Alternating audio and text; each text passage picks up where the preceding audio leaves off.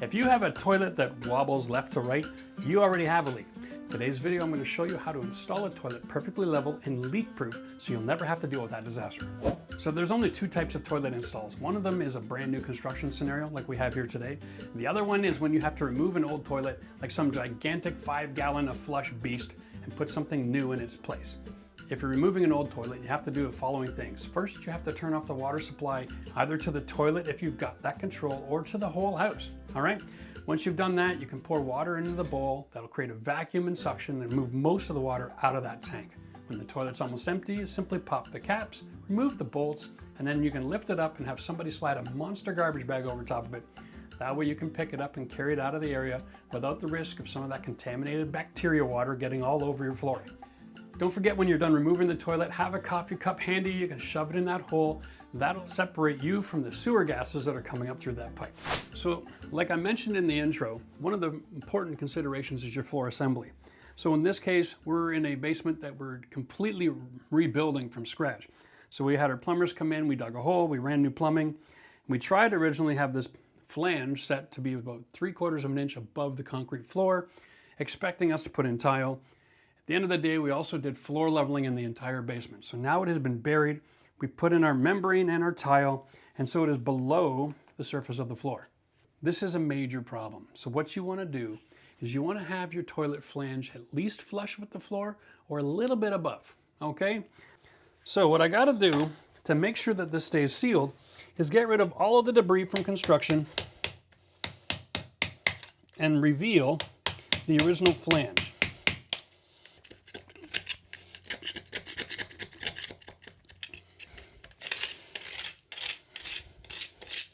Now, what I'm going to do here is I'm going to get this all cleaned up, and I'm going to use what's called a flange extension kit, all right?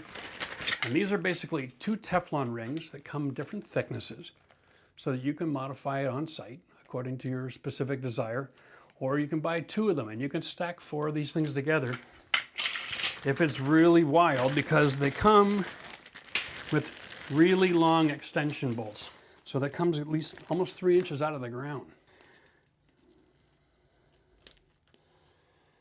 And take the sticky side to the underside and place that on the ring. Okay, there we go. Now we're ready to roll. Okay. Now the proper floor assembly is really important. So we have all this concrete product that's gotten in the way of us using the flange to put our bolts in, okay? So what we're going to do instead is we're going to install our bolts with our Teflon ring in position, and then we are going to set these bolts up staring at the back wall like a clock face at 3 and at 9 o'clock.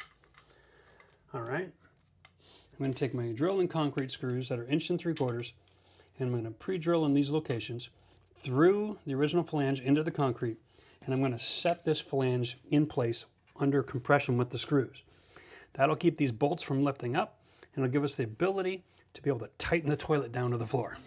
A lot of toilets in North America are actually installed on wood subfloor, and what you'll find is that that flange is screwed to the subfloor. And if you've had a leaking toilet before, that subfloor is compromised. It's soft wood. And so what you want to do is you actually want to replace a section of that subfloor and reinstall your floor. In this case, we're dealing with concrete, but like I said, sometimes you got to open up your floor and start from scratch.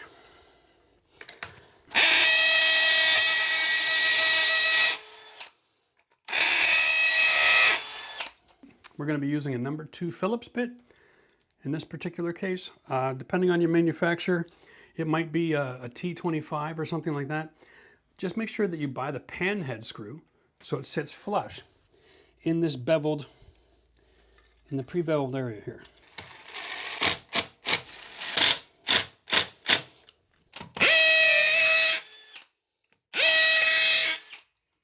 Resist the temptation to blow those holes out, guys. That dust is part of the reason why you get such good compression.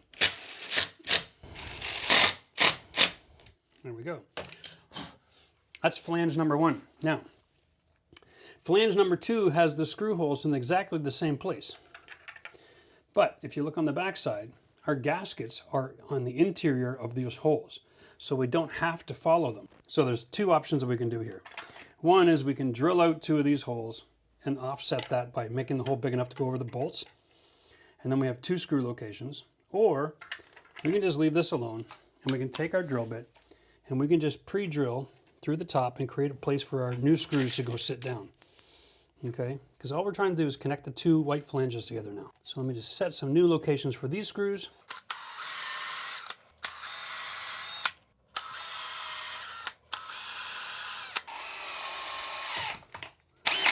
Whoopsie.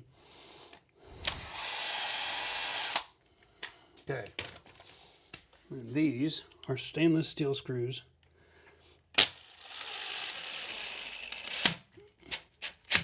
And we're going to screw the 2 flanges together with these.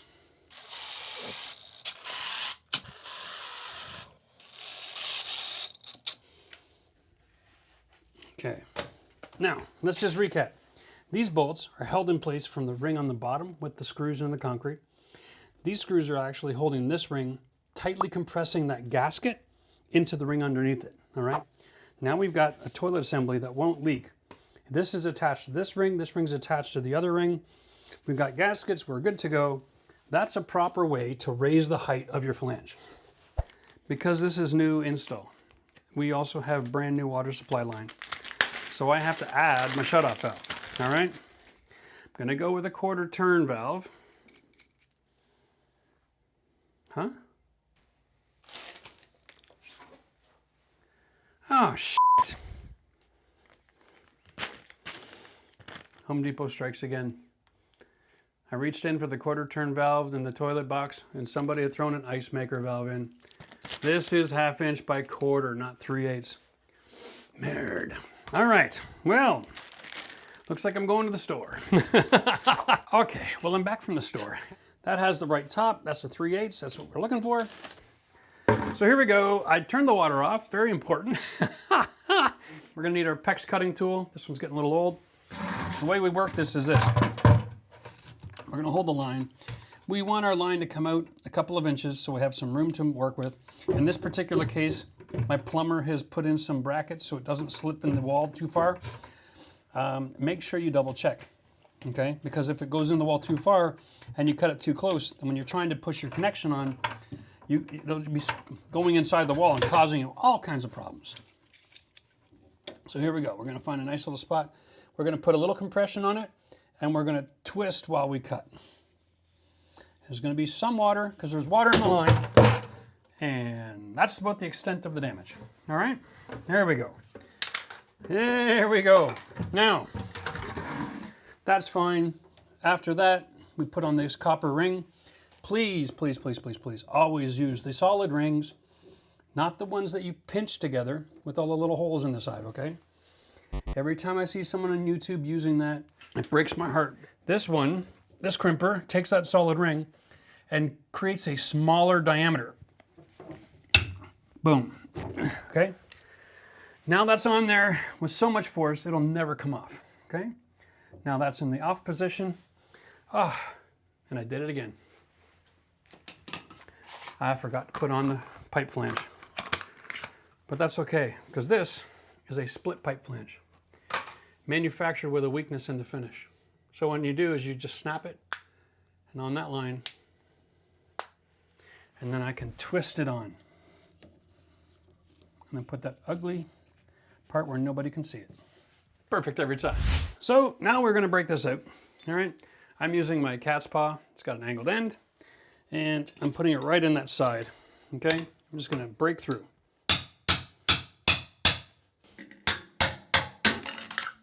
Woo!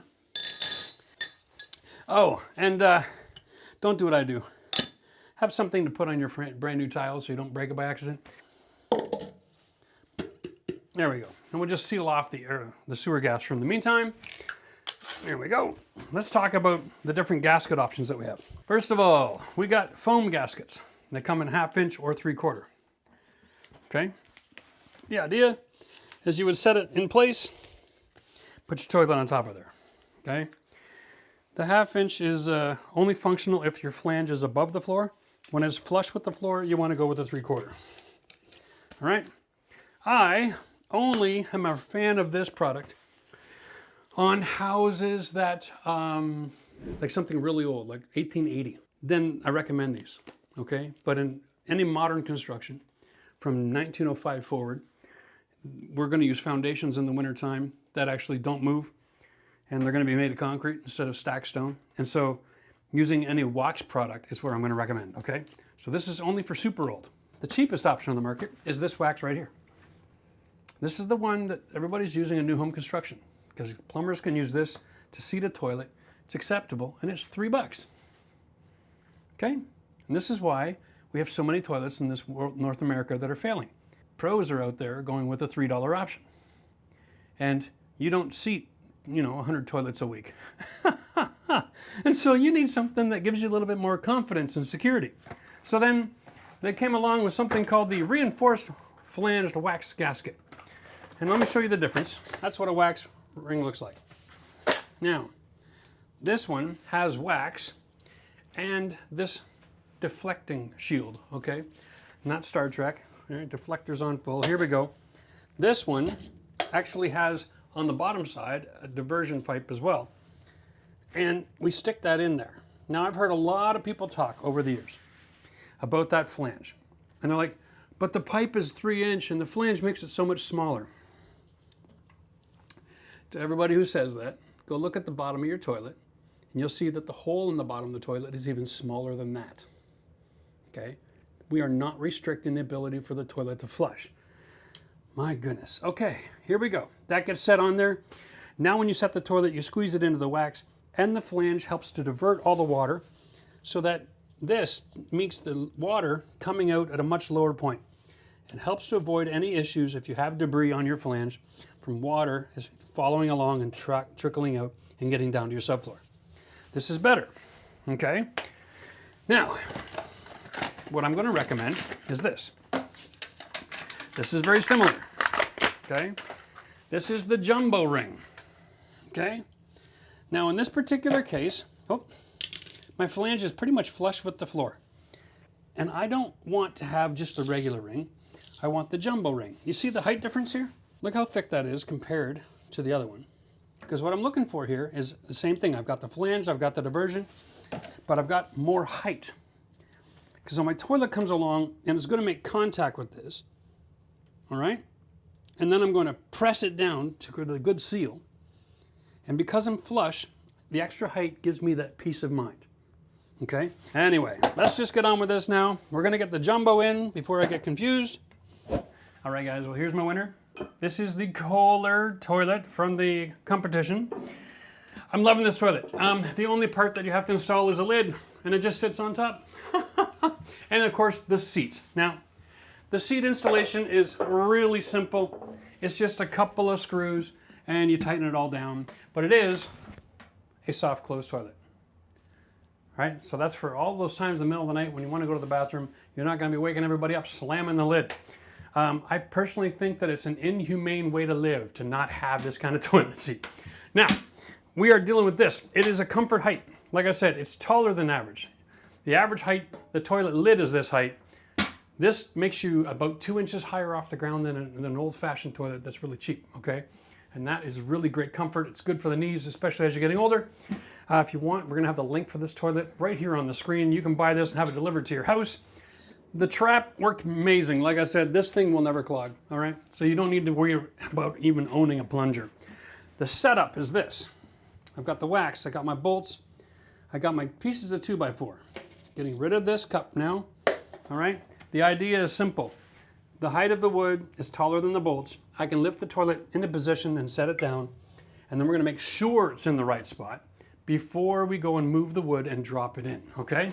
So, all I gotta do is be able to carry 120 pounds for about 6 seconds.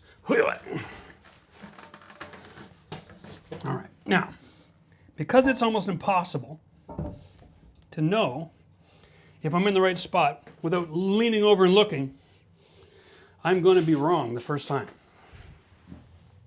And I am wrong. I am dead wrong. Okay, so I'm going to position it. I'm going to pull out my secret weapon. This is a Tim Hortons straw for an ice cap. Now, nowadays in Canada, they make everything paper, and that's fine. So I've got paper straw, okay? It's perfect diameter, add to your toilet bowls. So we're just gonna reach through our hole and find the bolt, set it on there, and that'll help as a perfect extension guide, okay? I'll do the same with the other side. Okay. And what that's gonna do is when my son pulls the 2x4s out of my way for me, I can then set it straight down knowing that the bolts aren't gonna get caught underneath the toilet. That wax spring is designed for perfect compression in one place. So by lining up your toilet bolts with your holes in advance, then you can go straight down onto the wax ring. You will have success. You won't compromise it, and you'll get a perfect seal. All right, well, Matt's joined me here. He's gonna be my muscle for the second half of this. He's gonna just take the weight off the 2x4s, like a 1/4 inch. I'm gonna slide the wood out of the way. He's gonna then drop it straight down. And the straws are gonna guide the bolt through the hole and will sit on the wax. And then the secret for installing a toilet is when you're carrying this right here, it's kind of the middle. It's also above the bolts. And so when you set it, you just put your weight on it, straight down, until we're making some contact with the floor. Okay. All right? Yep. I'll let you guide me in. Okay, yes, and I got rid of the cup. I've done this before and forgot my Hortons cup. It was a disaster. All right, let's get this done. You go ahead, you step right in there. Okay. That's it, and down. Push on the tank above the bolts. Okay, good, you're done. Thank you very much. Here we go. All right. High five. Hey, that's for you. Sweet. All right, buddy, thank you very much. That's a perfect install, man. Okay, so all I gotta do now is remove the straws, reveal the bolts. Perfect every time. Now, even having done that and done it properly, we still don't have a visual of what it looks like when you're pushing that down. We're going to do this with another wax with the plexiglass to show you what actually happens, the right way and the wrong way, okay? So that you'll understand how critical this is for setting it straight down. Now, the rest of the install is really straightforward from here. We're gonna take our little assembly. Here's our cap, right? Base the flush side down. And then we've got our little Teflon ring here, a little buildup. And then the bolt kit comes with this washer right here. And then we have the nut that goes along with this assembly. And you always want to do this finger tight as much as you can before you grab the wrench. For whatever reason, they always make these bolts so long. Okay. Same on the other side. We have the added benefit in this scenario of using really large format tile. So this toilet is on one piece of stone, no extra grout lines. If you have extra grout lines, you have more propensity for the toilet to not sit flat, and it'll want to rock all by itself, okay? So what we're gonna do now is we're just going to finish tightening these bolts down with a wrench. Bolt is in. We're gonna just keep on going here until we get some resistance. The other thing to consider is a level, okay? In this particular case, the right side is taller than the other side, so I want to tighten this side down. It might be because you have a dominant hand and you push harder on one side than the other. That's fine. We're going to get that till it's nice and solid and until it's level. There's still 2 more steps, and this is what I'm talking about. These thread on, but the bolts are longer than the cap, right? Professional plumber will come along, install up to this point. They're going to take out their saw, their little hacksaw, and they're going to cut the bolt down, and then they're going to snap the cap in. Cutting that bolt down causes the wiggle, and it can cause things to get loose. It can actually break the seal on the toilet. So the next step is not to cut the bolts. The next step is the step to do that plumbers never do, and that is anchor the toilet to the floor so it will never move, all right? And this is a technique that I developed years ago when I was doing custom bathrooms for a living. It was always maddening to me that you would get callbacks for a toilet that wasn't sitting perfectly, or when we would install, we would use silicone shims to deal with issues on tile floor that had a little lippage. All of these scenarios, there's one fix, and that is to take the same grout that you tiled the floor with and you put a little thin grout line all around the base of this toilet. And that is the secret, because then it's impossible to wobble. So now we're going to grout this real quick. We're going to take some grout, okay? Same color as the floor. And if you don't have much of a gap, then you're going to use a grout float and use the square corners, not the big rounded ones, okay? Now for small gaps, you want to use unsanded, okay?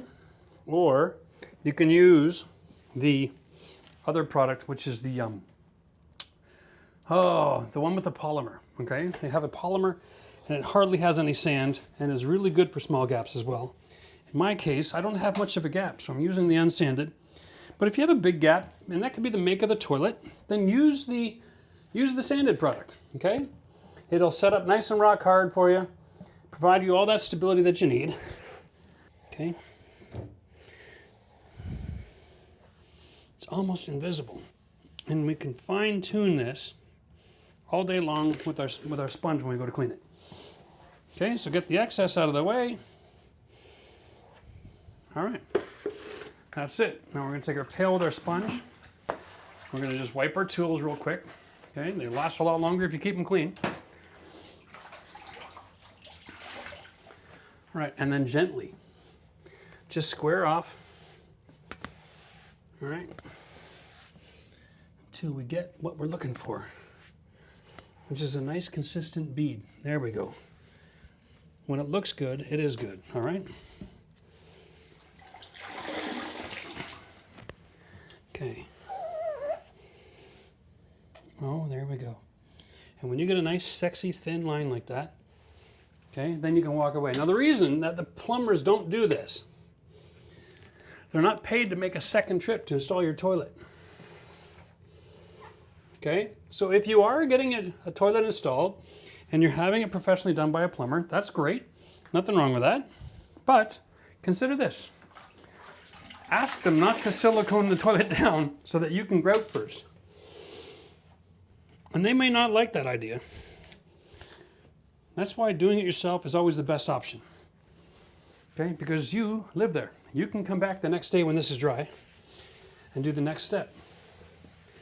Here we go. It's that simple. Now it's grouted in. When that is set up tomorrow, this toilet will never be able to rock ever in its history. Then we can cut the bolts, and then we can do the last step, which is to protect that grout from any kind of moisture and water. And we do that with the clear silicone. I'll show you how to install that bead. All right, guys, it's next day. The toilet is set. The grout is dry, and it's the same color as the grout lines. It's amazing. We're gonna grab our trusty hacksaw. And what we're gonna do is we're just gonna find a thread. That's the lowest. We're gonna go a few threads up. We're gonna sit it in the groove, and then we're just gonna use the tip and do this little motion with a little bit of pressure about 50 times. And when you get about halfway to 3/4 way through, you can actually stop. Take your pliers, wiggle back. There we go. Take the cap, go backwards until it sits and clicks in, and then go forward. There we go. Nice and simple. We'll do exactly the same thing on the other side. Now, the toilet is mounted. Everything is ready. The only thing we have left is our water supply. We have a washer in the top, and we have a washer in the bottom. The washer in the bottom is a lot skinnier, okay? It's small. So we're gonna thread this washer on first, and kind of the same process. We're gonna go backwards until it sits. There it is, and then we'll go forward. So if you're looking straight at it, we're going clockwise now, until your fingers can't do anymore, and then you take your wrench. Because what happens when you can't go anymore with your fingers, it means you're in contact with the washer. Now we're gonna 1/4, 2/4, 3/4 turns. Now that that's forced into the washer really tight, and all we do is just bend up, right up here. And now it's like turning it counterclockwise because you're upside down. And this one you're gonna just do hand tight, no tools. It's much bigger and it has these big wings on it so you can get a good grip. Okay, you know when you're in contact with the washer because it takes energy, but you don't have to go too tight. And this can go up or down, just make it nice and comfortable. And then we're gonna open it up Nothing's happening. That's because I got to turn the water to the house back on.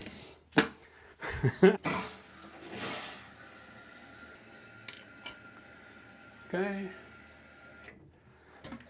And what happens is the water fills up to a point where it's going to completely seal off the pipe going into the toilet, so none of the air or the gases from the sewer system come in.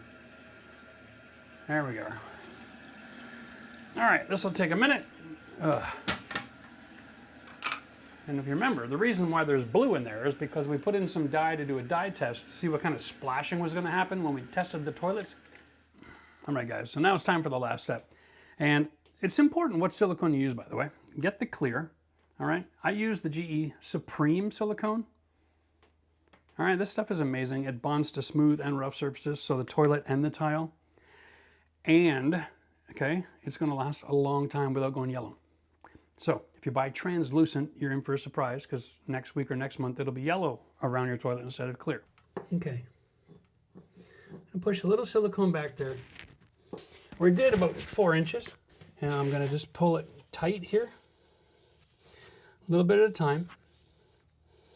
So don't get too much material anywhere. And this is actually, I'm squeezing it underneath. We're going to silicone the entire toilet. And I know this is controversial. The controversy is this. If I put silicone around the entire toilet and seal it up, Jeff, how are you going to know if the toilet's leaking? But for me, I know that I know how to install the toilet, so I don't need to be constantly on guard about a leak. This is never going to leak. So I'm going to seal it up completely because I want to keep any water from finding its way under that toilet, getting underneath there, and then causing me a problem. Okay, quick inspection. I'm good. That's how you install the toilet.